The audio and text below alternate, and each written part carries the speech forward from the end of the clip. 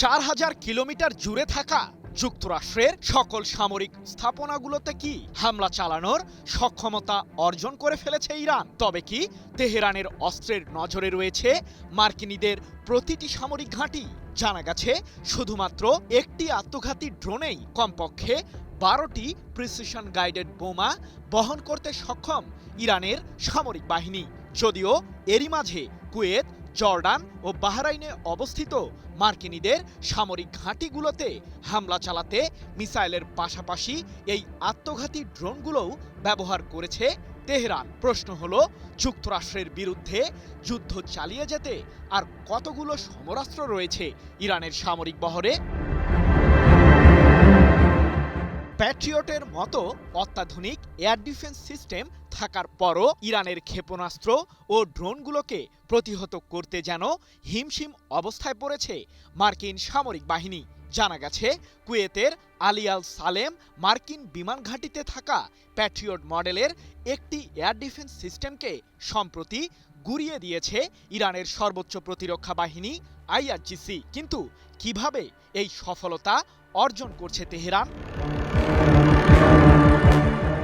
ইরানের সামরিক বহরে শক্তিশালী মিসাইলের পাশাপাশি রয়েছে শাহেদ 149 এবং কামান 22 এর মতো আত্মঘাতী ড্রোন। বিশ্লেষকরা বলছেন, চলমান যুদ্ধে নিজেদের সমর কৌশলের অংশ হিসেবে তুলনামূলক কম মূল্যের এই আত্মঘাতী ড্রোনগুলো দিয়ে প্রথমে মার্কিন সামরিক ঘাঁটিগুলোর বিরুদ্ধে হামলা চালায় আইআরজিসি। তার ঠিক পর মুহূর্তেই ক্ষেপণাস্ত্রের বিশাল বহর নিয়ে যুক্তরাষ্ট্রের সেই সামরিক আস্তানাগুলোতে হামলা চালায় ইরান, যার কারণে তেহরানের ছোড়া মিসাইল ও ড্রোনগুলোকে প্রতিহত করতে অনেকটাই ব্যর্থ হয় মার্কিন কেন্দ্রীয় কমান্ড।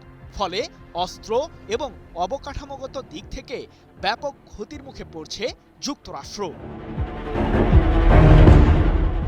শুধুমাত্র 15 জুলাইয়েই মধ্যপ্রাচ্যে থাকা মার্কিনীদের প্রধান সামরিক হাবকেই ধ্বংস করেছে ইরান।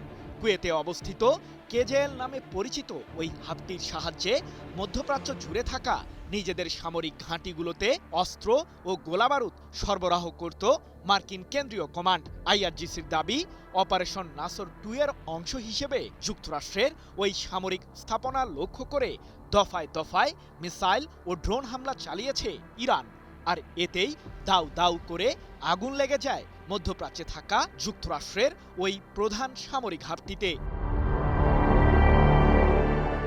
এছাড়াও জর্ডানের আজরাক শহরে অবস্থিত যুক্তরাষ্ট্রের সামরিক ঘাঁটিতেও জোরদার হামলা চালিয়েছে ইরান। আর এতেই মার্কিন সামরিক বহরের অন্যতম শক্তিশালী যুদ্ধবিমান F-15, F-16 এবং F-35 এর কেন্দ্রস্থলকেই গুঁড়িয়ে দিয়েছে তেহরান। পাশাপাশি ওই সামরিক আস্তানায় থাকা যুক্তরাষ্ট্রের তৈরি বেশ কয়েকটি MQ-9 মডেলের আত্মঘাতী ড্রোনও ধ্বংস করেছে ইরান। এখন প্রশ্ন হলো, মিসাইলের পাশাপাশি কতটা শক্তিশালী ইরানের তৈরি আত্মঘাতী ড্রোনগুলো? ফার্ম ফ্রেশ পাস্তুরিত তরল দুধ, বেশি ভালো দুধ। যুক্তরাষ্ট্র ও ইসরায়েলের ক্রমাগত আগ্রাসনের মুখে নিজেদের সামরিক বাহিনীকে অত্যন্ত শক্তিশালী করে গড়ে তুলেছে ইরান। কাতার ভিত্তিক সংবাদ মাধ্যম আল জাজিরার এক প্রতিবেদন অনুসারে কেবলমাত্র শাহেদ 149 মডেলের আত্মঘাতী ড্রোনটি দিয়েই 4000 কিলোমিটার রেঞ্জের মাঝে হামলা চালাতে সক্ষম আইআরজিসি। এই ড্রোনটির সাহায্যে শত্রুপক্ষের সামরিক আস্তানায় নির্ভুলভাবে কমপক্ষে 12টি প্রিসিশন গাইডেড বোমা ফেলতেও সক্ষম ইরান। এছাড়াও কামান 22 মডেলের আত্মঘাতী ড্রোনটি দিয়ে বোমা বর্ষণের পাশাপাশি মিসাইল হামলাও চালাতে পারে আইআরজিসি। এমনই আরও বিভিন্ন মডেলের আত্মঘাতী ড্রোন রয়েছে ইরানের সামরিক বহরে। আর তেহরানের এমন শক্তি প্রয়োগের মুখে চলমান যুদ্ধের ময়দানে ব্যাপক হিমশিম অবস্থায় রয়েছে মার্কিন কেন্দ্রীয় কমান্ড, এমনটাই দাবি সমরবিদদের। সৃজন মাহমুদ, নিউজ 24।